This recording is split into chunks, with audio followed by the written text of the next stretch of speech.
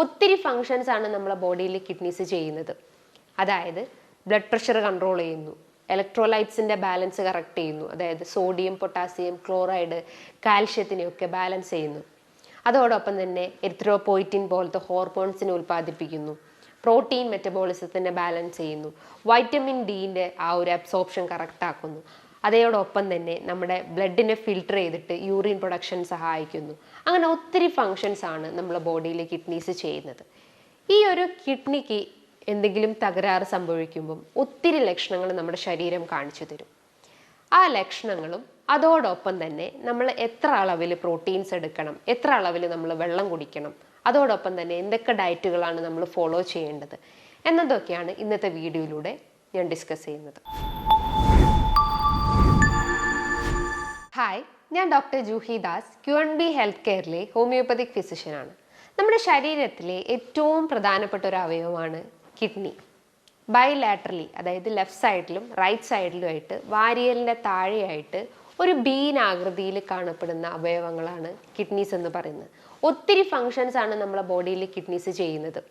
അതായത് blood pressure control ചെയ്യുന്നു, ഇലക്ട്രോലൈറ്റ്സിൻ്റെ balance correct ചെയ്യുന്നു, അതായത് സോഡിയം, പൊട്ടാസ്യം, ക്ലോറൈഡ്, കാൽഷ്യത്തിനെയൊക്കെ ബാലൻസ് ചെയ്യുന്നു. അതോടൊപ്പം തന്നെ എറിത്രോപോയിറ്റിൻ പോലത്തെ ഹോർമോൺസിനെ ഉൽപ്പാദിപ്പിക്കുന്നു, പ്രോട്ടീൻ മെറ്റബോളിസത്തിനെ ബാലൻസ് ചെയ്യുന്നു, വൈറ്റമിൻ ഡിൻ്റെ ആ ഒരു അബ്സോർപ്ഷൻ കറക്റ്റ് ആക്കുന്നു. അതോടൊപ്പം തന്നെ നമ്മുടെ ബ്ലഡിനെ ഫിൽട്ടർ ചെയ്തിട്ട് യൂറിൻ പ്രൊഡക്ഷൻ സഹായിക്കുന്നു. അങ്ങനെ ഒത്തിരി ഫങ്ഷൻസ് ആണ് നമ്മുടെ ബോഡിയിൽ കിഡ്നീസ് ചെയ്യുന്നത്.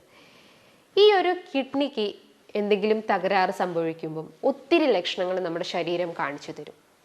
ആ ലക്ഷണങ്ങളും അതോടൊപ്പം തന്നെ നമ്മൾ എത്ര അളവിൽ പ്രോട്ടീൻസ് എടുക്കണം, എത്ര അളവിൽ നമ്മൾ വെള്ളം കുടിക്കണം, അതോടൊപ്പം തന്നെ എന്തൊക്കെ ഡയറ്റുകളാണ് നമ്മൾ ഫോളോ ചെയ്യേണ്ടത് എന്നതൊക്കെയാണ് ഇന്നത്തെ വീഡിയോയിലൂടെ ഞാൻ ഡിസ്കസ് ചെയ്യുന്നത്. ഒരു കിഡ്നി തകരാറിലായി എന്ന് നമ്മുടെ ശരീരം കാണിക്കുന്ന പ്രധാനപ്പെട്ട ലക്ഷണങ്ങൾ എന്ന് പറയുമ്പം നീർക്കെട്ട് തന്നെയാണ്. നീർക്കെട്ട് എന്ന് പറയുമ്പോൾ എന്താ, ആദ്യം തന്നെ ഒരാൾ പറയുന്നത് കണങ്കാലിന് ചുറ്റുമായിട്ട് നീര് വെച്ചിട്ടുണ്ട്, ആംഗിൾ എഡിമ, ഒന്ന് തൊട്ടു നോക്കിക്കഴിഞ്ഞാൽ കുഴി പോലെ കാണപ്പെടുന്നുണ്ട്, പിറ്റിക് എഡിമ എന്ന് പറയുന്നു. അത് വൈകുന്നേരങ്ങളിലാണ് വർദ്ധിച്ചു വരുന്നത്. അതോടൊപ്പം തന്നെ ഫേസിലും ഒരു നീർക്കെട്ട് ഫീൽ ചെയ്യുന്നു, എസ്പെഷ്യലി കണ്ണിൻ്റെ ഭാഗത്തായിട്ടും ഒരു നീർക്കെട്ട് അല്ലെങ്കിൽ ഒരു പഫിനെസ് ഫീലിംഗ് ഉണ്ടാവുന്നു. ഫേഷ്യൽ എഡിമ അല്ലെങ്കിൽ ഓർബിറ്റൽ എഡിമ എന്ന് പറയുന്നു. ശരീരമാസകലം ഒരു നീർക്കെട്ടിൻ്റെ പ്രശ്നങ്ങൾ അനുഭവപ്പെടുന്നു. അതിൻ്റെ റീസൺസ് എന്താണ്? നമ്മുടെ ശരീരത്തിൽ കൃത്യമായിട്ട് ആ ഒരു വാട്ടറിൻ്റെ പ്യൂരിഫിക്കേഷൻ അല്ലെങ്കിൽ ബ്ലഡിൻ്റെ പ്യൂരിഫിക്കേഷൻ നടക്കുന്നില്ല, കൃത്യമായിട്ട് യൂറിൻ ഔട്ട്പുട്ട് ഉണ്ടാവുന്നില്ല. അതിൻ്റെ ഭാഗമായിട്ടാണ് നമ്മുടെ ശരീരത്തിലെ ഓരോ ഏരിയാസിലായിട്ട് ഈ ഒരു നീർക്കെട്ട് അനുഭവപ്പെടുന്നത്. അതോടൊപ്പം തന്നെ ദഹന സംബന്ധമായിട്ടുള്ള ബുദ്ധിമുട്ടുകൾ അനുഭവപ്പെടാം. ഓക്കാനം, ഛർദി, നെഞ്ചരിച്ചിൽ, വയറുവേദനയായിട്ട് ഫീൽ ചെയ്യാറുണ്ട്. അതോടൊപ്പം തന്നെ അടിവായിട്ടെന്ന് ഒരു ഭാരം, എന്തോ ഒരു വെയിറ്റ് എടുത്ത് വെച്ചൊരു ഫീലിംഗ് ഉണ്ടാവുന്നു. ചില ആളുകൾ പറയും നടുവേദന അനുഭവപ്പെടാറുണ്ട്. നടുവേദന എന്ന് പറയുമ്പോൾ എന്താ, ഒരു കുത്തിക്കടച്ചിൽ പോലെ അനുഭവപ്പെടാറുണ്ട്. അപ്പോൾ നമ്മൾ എന്ത് ചെയ്യും? നമ്മൾ ജസ്റ്റ് ഒരു വയറിൻ്റെ സ്കാനിങ് എടുത്ത് നോക്കും. സ്കാനിങ് എടുത്ത് നോക്കുമ്പോഴാണ് നമ്മൾ അറിയുന്നത് അതിൻ്റെ അകത്ത് ഒരു സൈസിൽ ചെറിയ രീതിയിലുള്ള സ്റ്റോൺ ഫോർമേഷൻ സംഭവിച്ചിട്ടുണ്ട്. ലെഫ്റ്റ് സൈഡിലും റൈറ്റ് സൈഡിലും ഇത്തരം 2 to 3 പോലത്തെ ചെറിയ സൈസിലുള്ള സ്റ്റോൺ ഫോർമേഷൻസ് ഉണ്ട്. അതിൻ്റെ ഭാഗമായിട്ടാണ് നമുക്ക് ഇത്തരം വേദനകൾ, നടുവേദനകൾ അനുഭവപ്പെടുന്നത്. നടുവേദന അത് ചിലപ്പം ആ ഒരു ആംഗിൾ റീജിയനിലേക്ക്, അതായത് നമ്മൾ ഈ ഒരു ഇൻഗൈനൽ റീജിയനിലേക്കും തൊടയിടുക്കിലേക്കൊക്കെ ഇറങ്ങി വരുന്നതും കണ്ടുവന്നിട്ടുണ്ട്.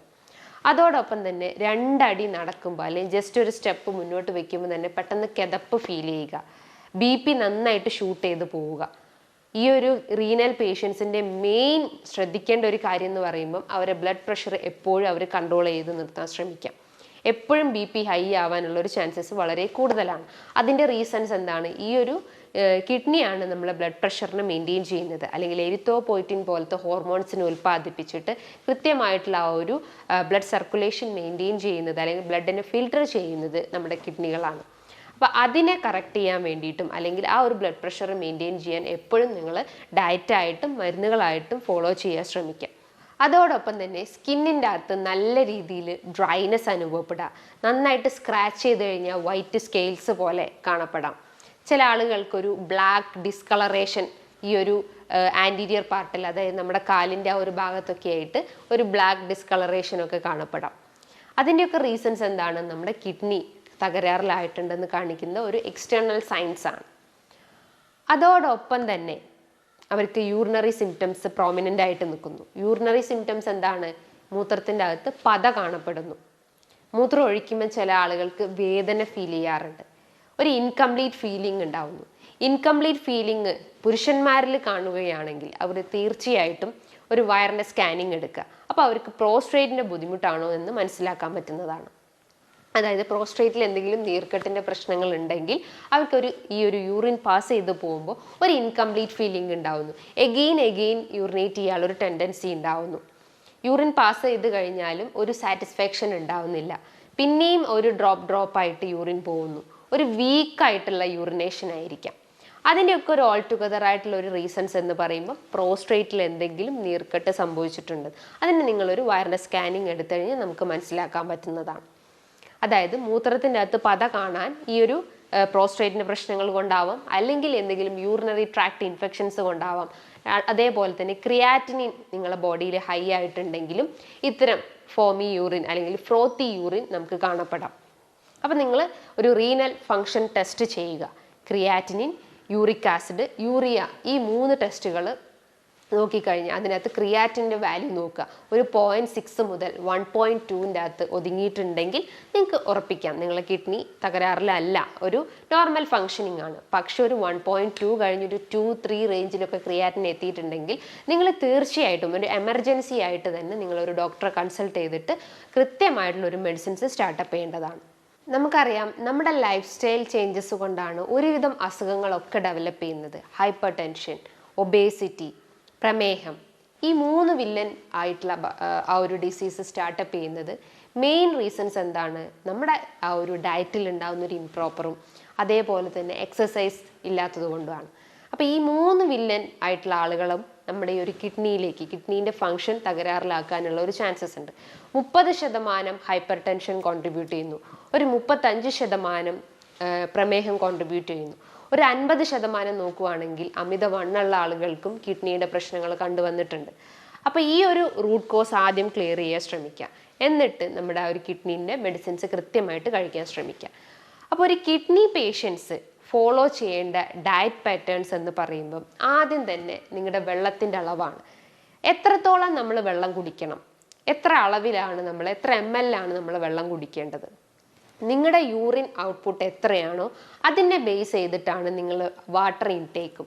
ഓരോ 25 kg ഉള്ള ആളുകൾക്കും 1 ലിറ്റർ വെള്ളം കുടിക്കുക എന്നുള്ള ഒരു നോർമൽ ഇത് എല്ലാവർക്കും തന്നെ അറിയാം.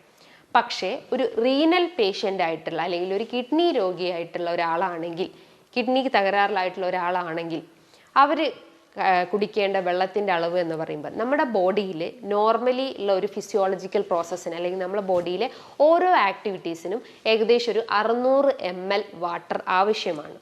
അപ്പോൾ ആ ഒരു 600 ml പ്ലസ് നിങ്ങളെ യൂറിൻ ഔട്ട്പുട്ട് എത്രയാണോ അതും കൂടി കൂട്ടിയിട്ടാണ് നിങ്ങളുടെ ഒരു ഡെയിലി വാട്ടർ ഇൻടേക്ക് എന്ന് പറയുന്നത്. അതായത് ഒരു മിതമായ രീതിയിലുള്ള വാട്ടർ ഇൻടേക്കാണ് നിങ്ങൾ മെയിൻറ്റെയിൻ ചെയ്യേണ്ടത്. അതോടൊപ്പം തന്നെ എത്ര അളവിൽ നിങ്ങൾ പ്രോട്ടീൻസ് എടുക്കണം. നമുക്കറിയാം ഈ ക്രിയാറ്റിൻ പേഷ്യൻസ്, യൂറിക് ആസിഡ് പേഷ്യൻസിനോടൊക്കെ പറയുന്നത് നിങ്ങൾ പ്രോട്ടീൻ ഇത്ര അളവിൽ കുറയ്ക്കണം. പ്രോട്ടീൻസിൻ്റെ മെറ്റബോളിസം അധികമാകുമ്പോഴാണ് നിങ്ങൾക്ക് കിഡ്നി പ്രശ്നങ്ങളും യൂറിക് ആസിഡിൻ്റെ പ്രശ്നങ്ങളൊക്കെ വർദ്ധിച്ചു വരുന്നത്. അപ്പോൾ പ്രോട്ടീൻ്റെ അളവ് എന്ന് നോക്കുമ്പോൾ ഏകദേശം കിഡ്നി പേഷ്യൻസ് എടുക്കേണ്ട ഒരു അളവ് എന്ന് പറയുമ്പോൾ ഒരു 0.8 gram ആണ് ഡെയിലി നിങ്ങൾ പ്രോട്ടീൻസിൻ്റെ ഇൻടേക്ക് വേണ്ടത്. അതിൽ കൂടാൻ പാടില്ല. അതിൽ കൂടിക്കഴിഞ്ഞാലാണ് ഇത്തരം പ്രശ്നങ്ങൾ സ്റ്റാർട്ടപ്പ് ചെയ്യുന്നത്. അതേപോലെ തന്നെ ഡെയിലി ഉള്ള ഒരു ഫാറ്റ് ഇൻടേക്ക് എന്ന് പറയുമ്പം, അതായത് നോർമൽ ഹെൽത്തി പേഷ്യൻസിന്, ഹെൽത്തി ആളുകളായിട്ടുള്ള ഒരാൾക്ക് എടുക്കേണ്ട ഫാറ്റിൻ്റെ ഇൻടേക്ക് എന്ന് പറയുമ്പം ഏകദേശം ഒരു 50 gram വരെയാണ്. പക്ഷേ അതിൻ്റെ ഒരു പകുതി മാത്രമേ നമ്മൾ എടുക്കാൻ പാടുള്ളൂ. അതായത് ഒരു റീനൽ പേഷ്യൻസ് എടുക്കേണ്ടത് ഒരു ഹാഫ് എടുക്കുന്ന ആ ഒരു ഫാറ്റിൻ്റെ മാത്രം എടുത്താൽ മതി. അതായത് ഒരു 25 gram മാത്രമേ നമ്മൾ ഫാറ്റ് ഇൻടേക്ക് പാടുള്ളൂ. അതേപോലെ തന്നെ ഒരു നോർമൽ കലോറി, നമ്മളെ ബോഡിക്ക് എന്തായാലും ഒരു എനർജി വേണമല്ലോ. ആ ഒരു എനർജി മെയിൻറ്റെയിൻ ചെയ്യാൻ വേണ്ടിയിട്ട് നമ്മൾ നോർമലി ഉള്ള ഒരാളാണെങ്കിൽ, ഒരു അസുഖമൊന്നും ഇല്ലാത്ത നോർമലി എടുക്കുന്ന ഒരു പേഷ്യൻ്റ് അല്ലെങ്കിൽ ഒരാളാണെങ്കിൽ നമ്മൾ ഫോളോ ചെയ്യേണ്ട ഒരു കലോറി ഇൻടേക്ക്, സ്ത്രീകളാണെങ്കിൽ ഏകദേശം ഒരു 1800 കലോറീൻ്റെ ഇൻടേക്ക് പറയുന്നത്. പുരുഷന്മാരാണെങ്കിൽ ഏകദേശം ഒരു 2300 കലോറിയാണ് ഡെയിലി എടുക്കേണ്ടത്. പക്ഷേ ഒരു റീനൽ പേഷ്യൻ്റ് ഫോളോ ചെയ്യേണ്ട കലോറി ഇൻടേക്ക് എന്ന് പറയുമ്പോൾ ഒരു 1700 മുതൽ 1600 കലോറിയാണ് നമ്മൾ ഫോളോ ചെയ്യേണ്ടത്. അതിൽ കൂടിക്കഴിഞ്ഞാലാണ് നമുക്ക് അമിതവണ്ണം, ഹൈപ്പർ ടെൻഷൻ, പ്രമേഹത്തിൻ്റെ പ്രശ്നങ്ങളൊക്കെ സ്റ്റാർട്ടപ്പ് ചെയ്യുന്നത്. നമുക്കറിയാം ഈ ഒരു കിഡ്നീൻ്റെ മെയിൻ ഫങ്ഷൻ എന്ന് പറയുമ്പം സോഡിയം, പൊട്ടാസ്യം, ക്ലോറൈഡ്, കാൽഷ്യം പോലത്തെ ഇത്തരം ഇലക്ട്രോലൈറ്റ്സിൻ്റെ ബാലൻസ് കറക്റ്റ് ചെയ്യാനാണ്. അതായത് അതിലെന്തെങ്കിലും ഒരു ഇംബാലൻസ് വരുമ്പോഴാണ് നമുക്ക് കിഡ്നി ഡാമേജ് ആണെന്ന് മനസ്സിലാക്കുന്നത്. കാൽഷ്യത്തിൻ്റെ ഇംബാലൻസ് വരുമ്പോഴാണ് അത് കാൽഷ്യം സ്റ്റോൺ ആയിട്ട് ഡെവലപ്പ് ചെയ്യുന്നത്.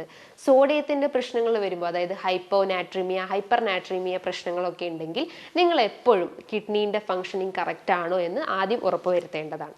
അപ്പോൾ കിഡ്നീൻ്റെ മെയിൻ ഫങ്ഷൻ എന്ന് പറയുമ്പോൾ ഇത്തരം ഇലക്ട്രോലൈറ്റ്സിൻ്റെ ബാലൻസ് നോക്കുകയാണ്, അല്ലെങ്കിൽ അതിനെ ഒന്ന് കറക്റ്റ് ചെയ്യാൻ ശ്രമിക്കുന്നതാണ്. അപ്പം നിങ്ങളുടെ ഡയറ്റിൽ ഈ ഒരു ഇലക്ട്രോലൈറ്റ്സിൻ്റെ എത്ര അളവ്, അല്ലെങ്കിൽ എത്ര ml ആണ്, എത്ര ഗ്രാമിലാണ് നിങ്ങൾ ഇലക്ട്രോലൈറ്റ്സ് മെയിൻറ്റെയിൻ ചെയ്യേണ്ടതെന്ന് പറയുമ്പം സോഡിയം, പൊട്ടാസ്യം, ഫോസ്ഫറസ് പോലത്തെ ഇത്തരം ഇലക്ട്രോലൈറ്റ്സ് ആണെങ്കിൽ ഒരു മിതമായ രീതിയിൽ, അതായത് സോഡിയത്തിൻ്റെ അളവ് നിങ്ങൾക്കൊരു മിതമായ രീതിയിൽ എടുക്കാം. പക്ഷേ ഫോസ്ഫറസും പൊട്ടാസ്യം പോലത്തെ ഇലക്ട്രോലൈറ്റ്സ് ആണെങ്കിൽ അതിൻ്റെ അളവ് കഴിവതും കുറയ്ക്കാൻ ശ്രമിക്കുക. അതായത് ചെറിയ ഇലക്കറികളോ അല്ലെങ്കിൽ എന്തെങ്കിലും നട്ട്സ് ഐറ്റംസോ നിങ്ങളുടെ ഡയറ്റിൽ ഉൾപ്പെടുത്താൻ ശ്രമിക്കുക. അതേപോലെ തന്നെ ഡെയിലി ഉള്ള സാൾട്ട് ഇൻടേക്ക് നോക്കുകയാണെങ്കിൽ ഒരു നോർമലി ഒരു ഹെൽത്തി പേഴ്സൺ ആണെങ്കിൽ അവരെടുക്കേണ്ട ഒരു സാൾട്ടിൻ്റെ ഇൻടേക്ക് എന്ന് പറയുമ്പോൾ ഏകദേശം ഒരു 15 ഗ്രാമാണ്. പക്ഷേ ഒരു റീനൽ പേഷ്യൻ്റ് നോക്കുകയാണെങ്കിൽ അവർ ഡെയിലി ഒരു 4 ഗ്രാം സാൾട്ട് മാത്രമേ നിങ്ങളുടെ ഡയറ്റിൽ ഉൾപ്പെടുത്താൻ പാടുള്ളൂ. അതിൽ കൂടിക്കഴിഞ്ഞാലാണ് നമുക്ക് പല രീതിയിലുള്ള ബുദ്ധിമുട്ടുകൾ സ്റ്റാർട്ടപ്പ് ചെയ്യുന്നത്. അതേപോലെ തന്നെ ചില ആളുകൾ ചോദിക്കും, നമുക്ക് ഇളനീർ കുടിക്കാൻ പറ്റുമോ? ഈ കിഡ്നി പേഷ്യൻസ് ഇളനീർ കൊടുക്കാൻ പറ്റുമോ? ഇളനീർ കൊടുക്കാം, പക്ഷേ ഒരു വീക്ക്ലി വൺസ് ഒക്കെ, അതായത് ഒരു മിതമായ രീതിയിൽ കൊടുക്കാൻ ശ്രമിക്കുക. കാരണം ഇളനീരിൻ്റെ അകത്ത് നല്ല രീതിയിൽ പൊട്ടാസ്യം അടങ്ങിയിട്ടുണ്ട്. പൊട്ടാസ്യം നമ്മുടെ ശരീരത്തിൽ അധികമായി കഴിഞ്ഞാൽ പല രീതിയിലുള്ള പ്രശ്നങ്ങൾ, ഹൈപ്പോകലേമിയ അല്ലെങ്കിൽ ഹൈപ്പർ കലേമിയ പോലത്തെ പ്രശ്നങ്ങൾ ഡെവലപ്പ് ചെയ്യാൻ ചാൻസസ് ഉണ്ട്. അപ്പോൾ ഒരു മിതമായ രീതിയിൽ ഇളനീർ നിങ്ങൾക്ക് ഡയറ്റിൽ ഉൾപ്പെടുത്താവുന്നതാണ്. അതോടൊപ്പം തന്നെ നിങ്ങളുടെ ഉറക്കവും എക്സസൈസും മെയിൻറ്റെയിൻ ചെയ്യാൻ ശ്രമിക്കുക. അമിതവണ്ണമുള്ള ആളുകളാണെങ്കിൽ ഡെയിലി ഒരു കാർഡിയാക് വർക്കൗട്ട് ചെയ്യാൻ ശ്രമിക്കുക. അതായത് ഒരു 10 മിനിറ്റ് നല്ല സ്പീഡായിട്ട് വാക്ക് ചെയ്യുക, ദെൻ ഒരു 10 മിനിറ്റ്സ് ഒരു സ്ലോ ആയിട്ട് വാക്ക് ചെയ്യുക, ദെൻ ഒരു 10 മിനിറ്റ്സ് ഫാസ്റ്റായിട്ട് വാക്ക് ചെയ്യുക. അങ്ങനെ ഒരു എക്സസൈസ് പാറ്റേൺ മെയിൻറ്റെയിൻ ചെയ്യാൻ ശ്രമിക്കുക. ബോഡി എപ്പോഴും സെറ്റ് ചെയ്യുന്ന രീതിയിലുള്ള വർക്കൗട്ടുകൾ ചെയ്യാൻ ശ്രമിക്കുക. മൈൻഡ് ആയാലും നല്ല രീതിയിൽ റിലാക്സിങ് എക്സസൈസ് ചെയ്യാൻ ശ്രമിക്കുക. അതായത് ഒരു ബ്രീത്തിങ് എക്സസൈസോ യോഗ അല്ലെങ്കിൽ പ്രാണായാമാസ പോലത്തെ എന്തെങ്കിലും ഒരു വർക്കൗട്ടുകൾ ചെയ്യാൻ ശ്രമിക്കുക. ഈ പറഞ്ഞിട്ടുള്ള കാര്യങ്ങൾ നിങ്ങൾ കൃത്യമായിട്ട് ഫോളോ ചെയ്ത് കഴിഞ്ഞാൽ നമുക്ക് ഈ കിഡ്നി പ്രശ്നങ്ങൾ അല്ലെങ്കിൽ റീനൽ കംപ്ലയിൻസ് തുടക്കത്തിൽ തന്നെ നമുക്ക് കൺട്രോൾ ചെയ്യാൻ പറ്റുന്നതാണ്. ഒരു ക്രിയാറ്റിൻ്റെ വാല്യൂ കണ്ടിട്ട് നിങ്ങൾ പേടിച്ച് കൂടുതലായിട്ടും വെറീഡ് ആവുന്നതിന് പകരം നിങ്ങളുടെ ഡയറ്റുകൾ കൃത്യമായിട്ട് ഫോളോ ചെയ്യാൻ ശ്രമിക്കുക. ധാരാളം പച്ചക്കറികളും പഴവർഗ്ഗങ്ങളും നിങ്ങളുടെ ഡയറ്റിൽ ഉൾപ്പെടുത്താൻ ശ്രമിക്കുക. ഫൈബർ അടങ്ങിയിട്ടുള്ള ഭക്ഷണങ്ങൾ എടുക്കാൻ ശ്രമിക്കുക. കലോറീൻ്റെ അളവ് കഴിവതും കുറയ്ക്കാൻ ശ്രമിക്കുക. ഫാറ്റിൻ്റെ അളവായാലും പ്രോട്ടീൻ ഇൻടേക്ക് ആയാലും ഒരു മിതമായ രീതിയിൽ മെയിൻറ്റെയിൻ ചെയ്യാൻ ശ്രമിക്കുക. ഈ കാര്യങ്ങൾ നിങ്ങൾ ഡെയിലി റൂട്ടീനിൽ ഫോളോ ചെയ്ത് കഴിഞ്ഞാൽ നമ്മുടെ കിഡ്നീൻ്റെ ആ ഒരു ട്രാൻസ്പ്ലാന്റേഷൻ നമുക്ക് കുറയ്ക്കാൻ പറ്റുന്നതാണ്. അല്ലെങ്കിൽ കിഡ്നി മാറ്റി വയ്ക്കുന്ന ആ ഒരു സ്റ്റേജ് നമുക്ക് കൺട്രോൾ ചെയ്യാൻ പറ്റുന്നതാണ്. ഇനി ഇതുമായി ബന്ധപ്പെട്ട് നിങ്ങൾക്ക് എന്തെങ്കിലും ഡൗട്ടുകൾ ഉണ്ടെങ്കിൽ താഴെ കാണുന്ന നമ്പറിൽ കോൺടാക്റ്റ് ചെയ്യാവുന്നതാണ്. നല്ലൊരു ഹെൽത്ത് ടോപ്പിക്കുമായി വീണ്ടും കാണാം. Thank you.